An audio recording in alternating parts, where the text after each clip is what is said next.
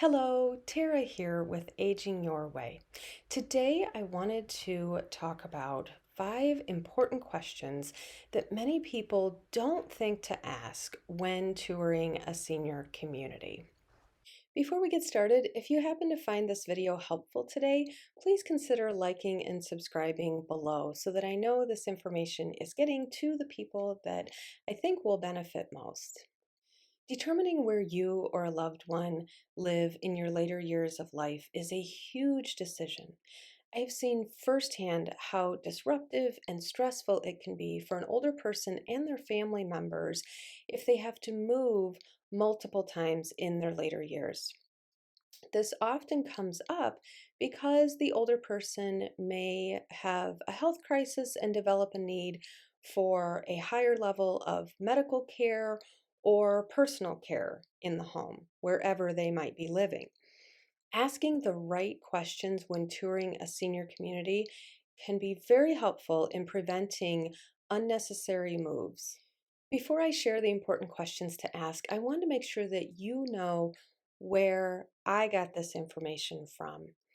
I have been a licensed physical therapist for over 25 years, and most of those years have been spent treating clients in their homes. Often, those homes were in a senior community. So, I have spent a great deal of time with people who live in the senior communities, as well as the staff who work at those communities.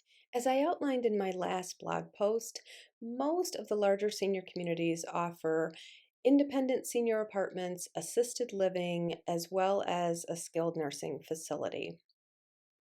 I highly recommend that you read that blog post before you go on any tours of senior communities because I think the information in there would be very beneficial. The title of that blog post is Senior Communities Are Just Like Nursing Homes, right? Wrong.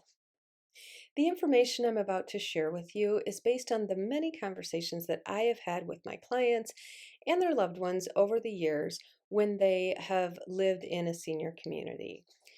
To be honest, my recommendations mostly come from people telling me things like, I wish I had known more about this before I moved here, or I wish I had asked more about that before I moved here. I plan to share what I have learned in hopes that you will not have similar regrets. One other disclaimer about my background: I do not work for a senior community, nor have I ever. It is likely that someday I will probably live in a senior community, but I strongly believe in aging your way. To me, that means that each person needs to decide for themselves what the best housing option is in their later years. Now, on to the 5 important questions people don't ask but should when touring a senior community. Question 1: what are the full costs of each housing option that you offer, and what services are available in each? The person giving you the tour should be able to verbalize the answer to this question and should provide you with written materials that include details about the costs and the services available. Bonus questions related to this question.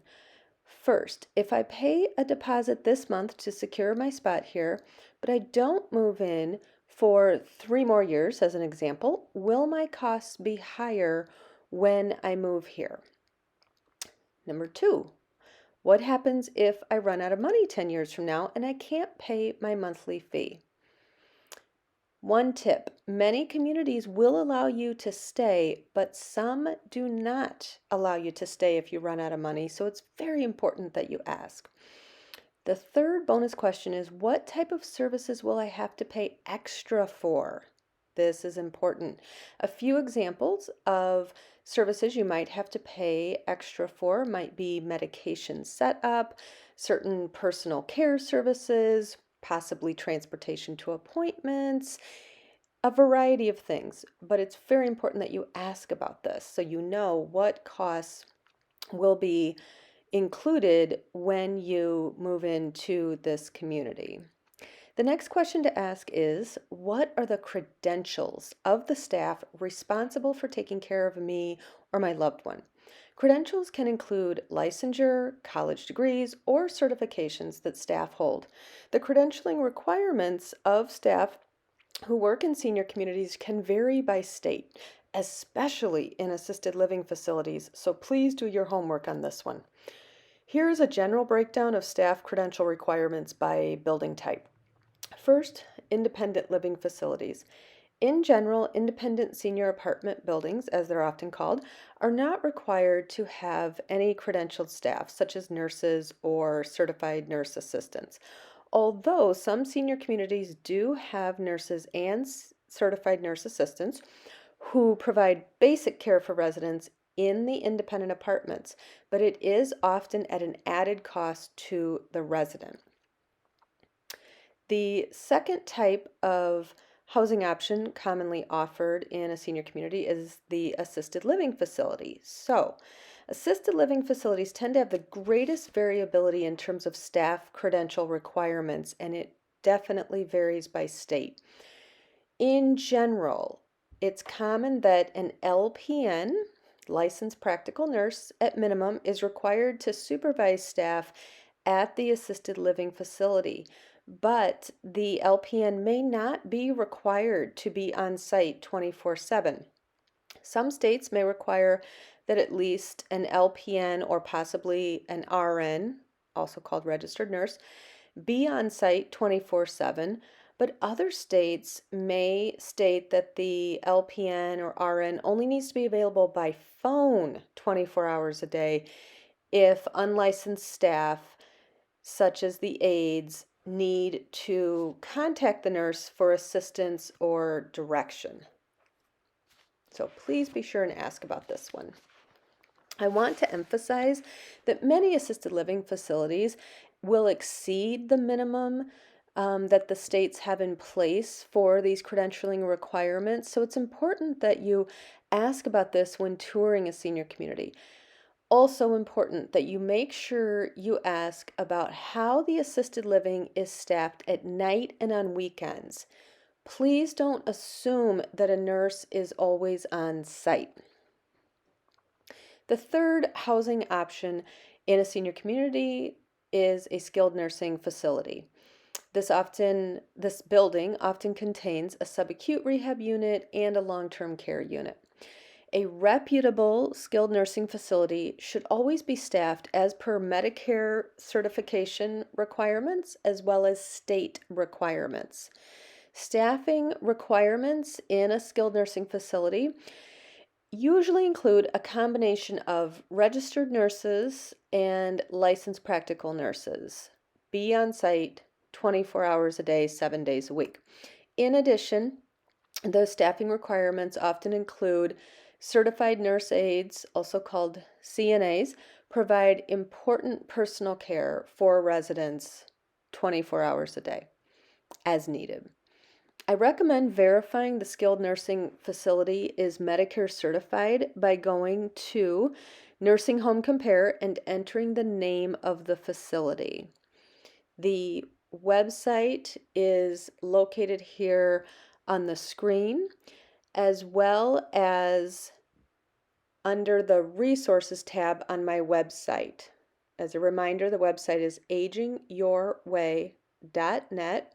And if you go to the resources tab, you will see a link for Nursing Home Compare.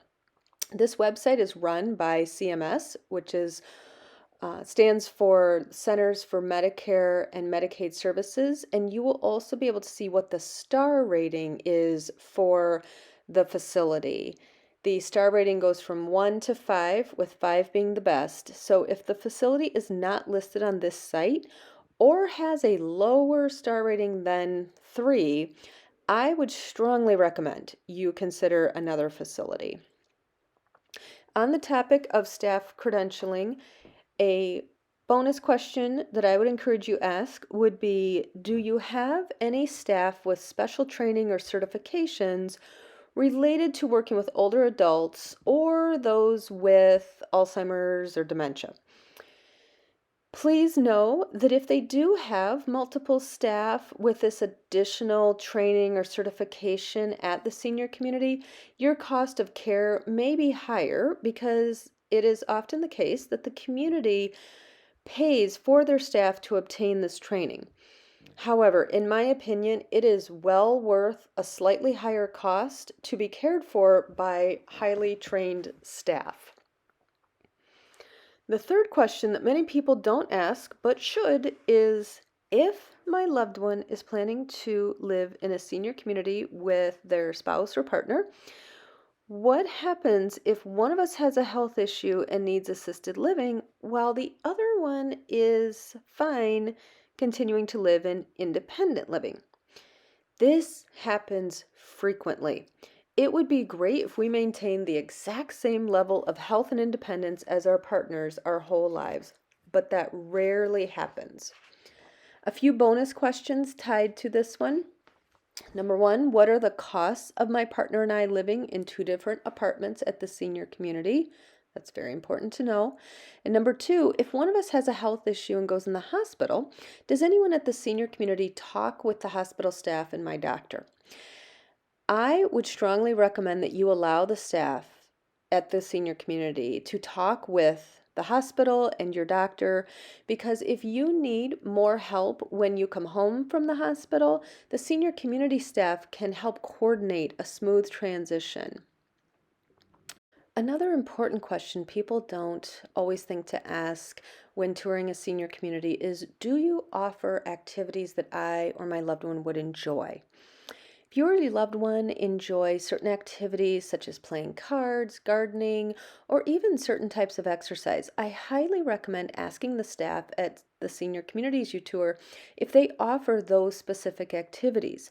I would also recommend asking about outings or other social activities that you enjoy participating in. Please do not assume that all senior communities offer the same type of activities. As the baby boomers are moving into these communities more and more, we're seeing the communities make strong efforts to differentiate from each other. One community might focus more on fitness and social activities, while a different community might focus more on quieter activities such as gardening or knitting. It's very important that you ask about what their focus is and the activities that they offer. When you tour the senior community, I would encourage that you let the staff know that the ability to participate in these activities is an important factor in your decision. Senior community staff are very motivated to have happy residents, so they may take steps to ensure that you can participate in the activities you enjoy.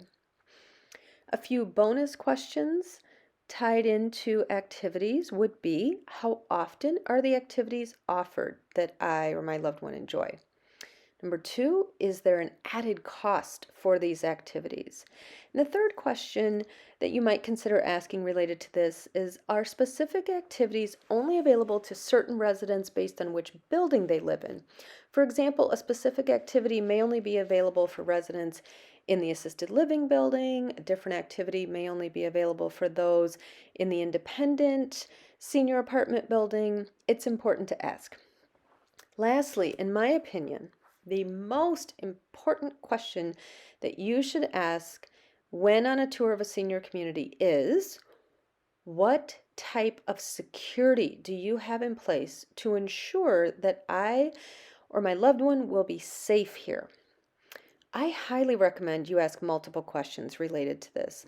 Older adults are vulnerable targets for criminals for many reasons, and senior communities should invest money and resources in keeping their residents safe. A senior community that prioritizes resident safety looks like the following. One, they have transparent communication from staff to residents and loved ones regarding potential safety concerns. Number two, they would have security cameras at all entrances and in hallways to ensure the security of the buildings at all times. An additional safety measure that senior communities can easily implement is requiring staff to wear ID badges at all times. This will ensure that you or your loved one know who works there and who does not. Safety in a senior community also includes measures for keeping residents with poor cognition, such as Alzheimer's or dementia, safe. These safety measures should include staff walking through the buildings frequently, checking in on residents, and knowing where residents are at all times, especially at night. Understandably, an older adult may resent these check ins at times, but they are necessary to ensure that a resident does not actually accidentally get locked out of the building or lie on the floor for several hours after a fall. So please ask many questions about the security of the community. I hope you found this information helpful. This is absolutely not a list of every single question that you should ask when touring a senior community, but my intention was to provide you with a few questions that are not typically found on the lists floating around the internet that outline what you should ask when you go on the tour. If you would like to see a list of the 5 questions that I discussed today, as well as more details related to each one, feel free to go to my website, agingyourway.net, and click on blog. There you will find all of my blog posts. Thank you so much for your time. Feel free to leave a comment below if there are other topics that you would like me to discuss, and don't forget to like and subscribe below as well.